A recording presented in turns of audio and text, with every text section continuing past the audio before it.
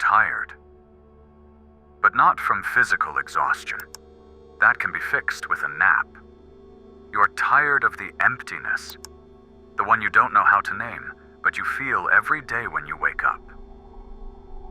Most people don't admit it. They hide behind work, social media, pornography, speed dating, the gym, or productivity. But in the early hours, when there are no distractions, when there's nothing to prove, something inside you screams. And you do everything possible not to listen. Because if you listened, if you dared to look it in the face, you would understand something that would break you inside. You don't know who you are. You have lived chasing shadows, borrowed desires, achievements that mean nothing, approvals that have emptied you more than filled you. And do you know what the poison is that has... Let's start with something uncomfortable. You won't want to hear it. But it's too late. Because deep down, you know it. Something inside you has rotted. It's not your body. It's not your mind. It's something deeper. It's your soul, which has been chained too long to a desire you don't even understand. Because what you call pleasure, what you chase when you think you're seeking sex, conquest, domination, is not what you're really looking for. And you know it. You know because after the climax, emptiness comes. You know because after every encounter, there is a shadow spreading inside you.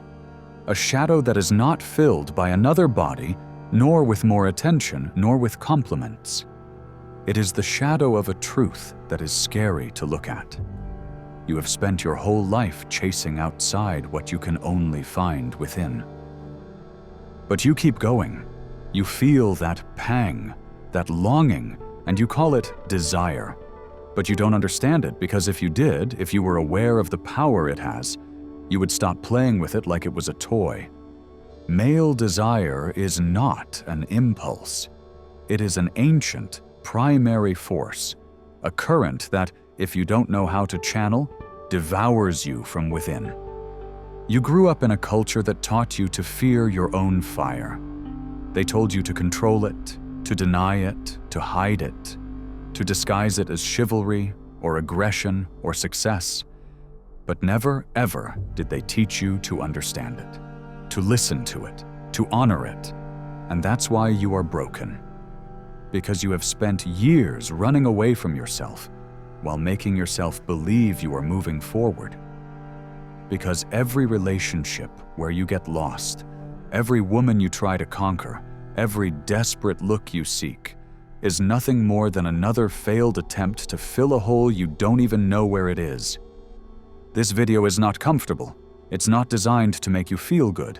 It's designed to tear off your masks, one by one, until you see yourself, naked, raw, whole, until you look your desire in the face and cannot look away. Because that desire is not what you think. It's not hunger for flesh. It's not thirst for bodies. It's not addiction to sex. It's a scream, a cry from the soul, a silent plea that says, connect, be seen, transcend. But you don't hear that.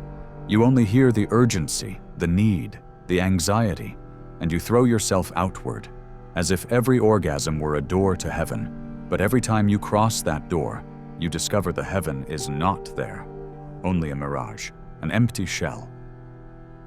Carl Jung knew this. That's why he talked about desire as a projection. He said that what you long for in the other is what you lack in yourself. You don't desire that woman. You desire the part of you believe she completes. You don't desire her body. You desire the energy you lost when you disconnected from your essence. And that is what no one tells you. That misunderstood desire doesn't lead you to life. It leads you to death. A slow, silent, emotional death. Death of your purpose, death of your creativity, death of your power. Because every time you give your desire outward, you wear yourself out. You fragment yourself. You empty yourself. And one day you look in the mirror and you no longer see a man. You see a shadow, and the worst is you get used to it. You get used to that lukewarm life, to that soulless sex, to that eternal search for validation. You get used to begging for crumbs of attention, as if that could compensate for what you lost by betraying yourself once more. And here comes what will hurt you the most. No one is going to rescue you. No one is going to give back the part of you you lost. No one is going to honor your desire if you keep profaning it yourself. You are the only one who can turn that wild force into power. And that is not achieved by denying it. It's not achieved with hollow chastity. It's not achieved with repression. It's achieved with transmutation, with internal alchemy, with the radical decision to stop using your desire to escape and start using it to build. This is not just another video. It's a threshold. If you cross it, there is no turning back, because you will see the trap you have been locked in. You will see how your energy was drained by toxic relationships that only reflected your own disconnection. You will see how your impulse was kidnapped by a system that wants you numb, addicted, obedient. But you will also see something else. You will see the seed of your true power, the one that doesn't depend on being desired, the one that doesn't need applause, the one that is born when you stop begging for love and start loving from your center. This is the path of the sovereign lover, of the man who no longer needs to conquer bodies, because he has conquered his soul. The man who is not afraid of his desire because he has tamed it like an inner dragon. Not to kill it, but to fly with it. And no, it's not an easy path. It's dark, it's lonely, it's brutal. But it's also the only path to yourself. So decide. You can close this video now and keep playing at being a man, while you slowly burn out in soulless relationships, empty orgasms, and cheap validations. Or you can stay and face the truth that has been waiting silently for years, because your desire is not your enemy. It is your key. The question is, will you keep using it to open other people's doors? Or will you finally use it to open your own? And then something curious happens. When you start looking at desire with new eyes, when you stop seeing it as a whim of the flesh and start treating it as a sacred message, something in your reality breaks down. Because the world, as you knew it, was built on a misunderstanding. And now everything starts to shake. The people around you no longer resonate the same. Empty conversations become unbearable. The conquest dynamics, which once gave you security, now make you pity, because now you finally see the game was rigged from the start. And here comes something even deeper. Not only was desire misunderstood, you were too. And the reason is brutal. Since childhood, you were taught to seduce before feeling, to impress before connecting, to perform before being. And so you built a mask. An armor that seemed strong, but was really just a shield against fear. Fear of what? Of being truly seen. Because being desired for what you appear to be is easy, but being loved for who you are, that requires a nakedness that terrifies. And that is the next level of this transformation. Radical vulnerability. I'm not talking about crying in public to seem deep. I'm talking about stripping off every layer you built to protect yourself from rejection. I'm talking about standing firm, with your wound open and saying, "Here I am, this is me, and I'm not ashamed." Most men don't get this far, because being desired is comfortable, but being authentic, that has a price. It's easier to master seduction techniques than to look in the mirror and admit that what you call charisma is just a strategy to avoid loneliness. Easier to seek attention than to cultivate presence. Easier to follow a checklist than to build a life with meaning. But if you've come this far, it's because you are ready to go further. And there is something you need to know. Misguided desire not only destroys relationships, it destroys your vital energy. It makes you a slave. And that slavery has a very specific name: fragmentation. You fragment yourself every time you separate what you feel from what you do. Every time you seek sex without presence.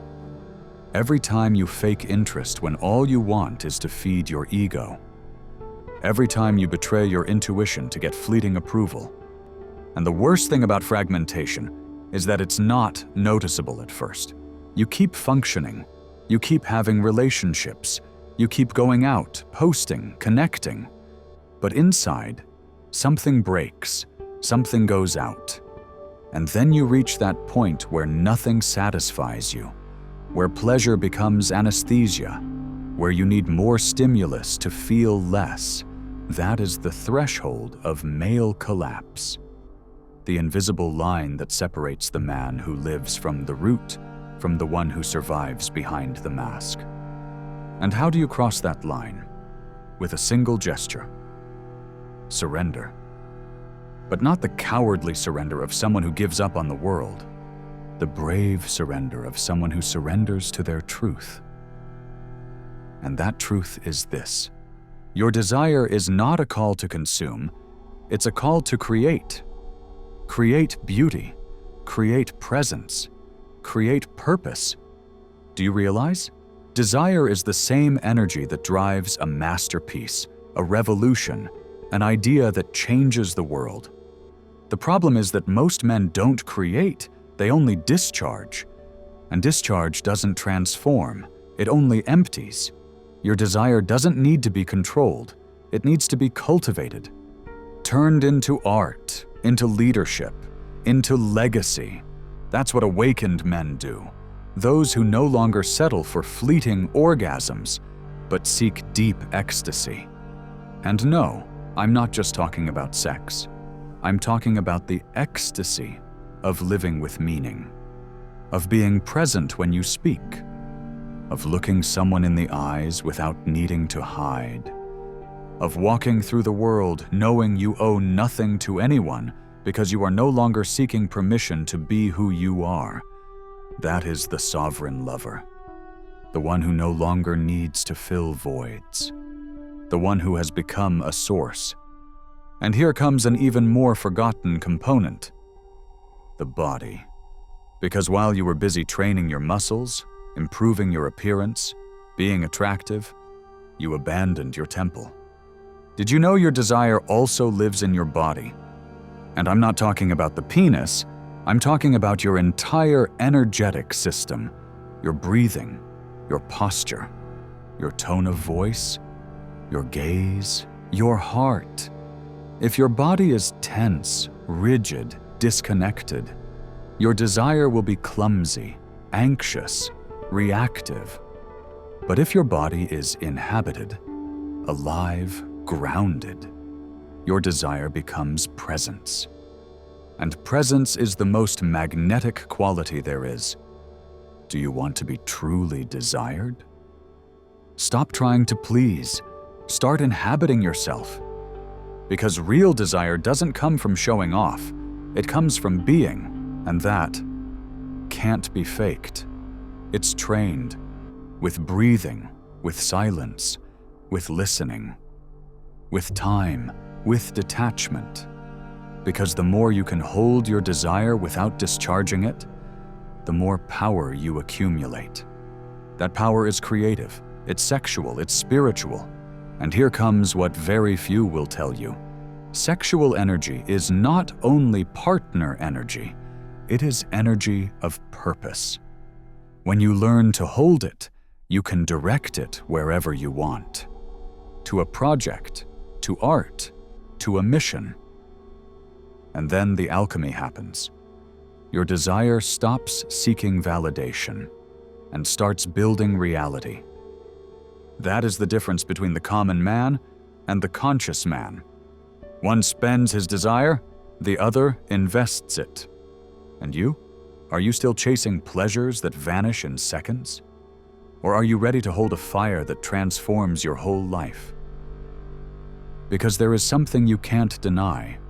Your desire is telling you something. The question is, will you keep ignoring it? Or will you finally listen to it for what it is? A compass, a guide, a sacred reminder of what you came here to do. And if you decide to listen, get ready.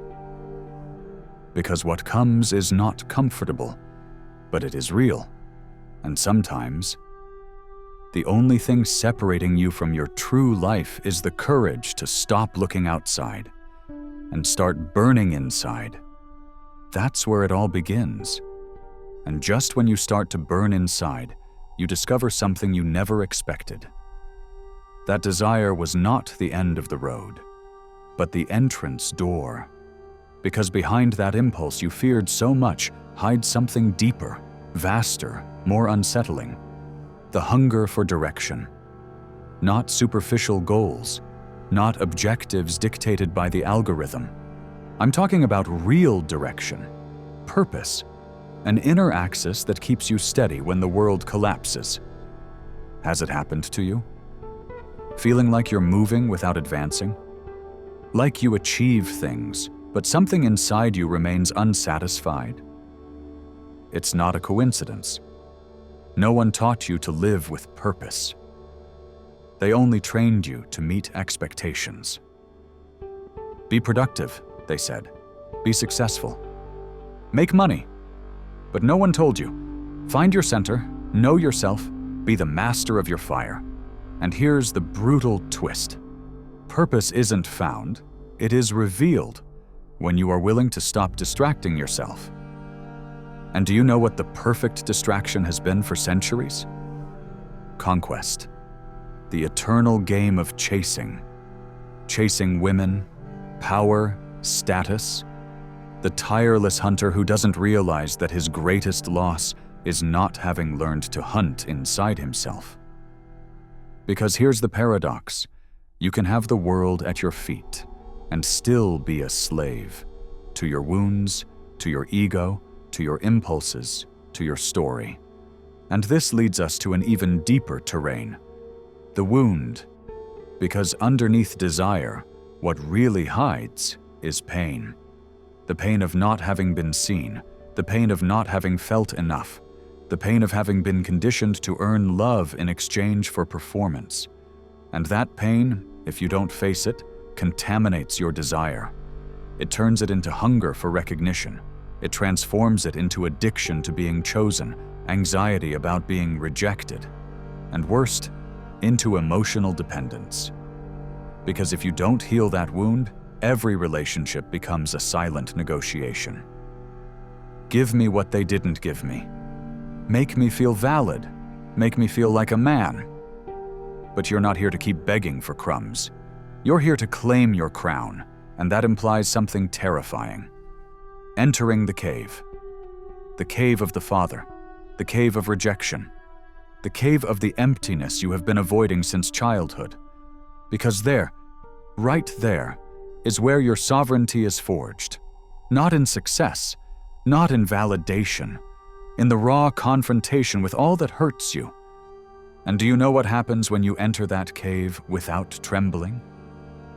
A forgotten figure appears inside you.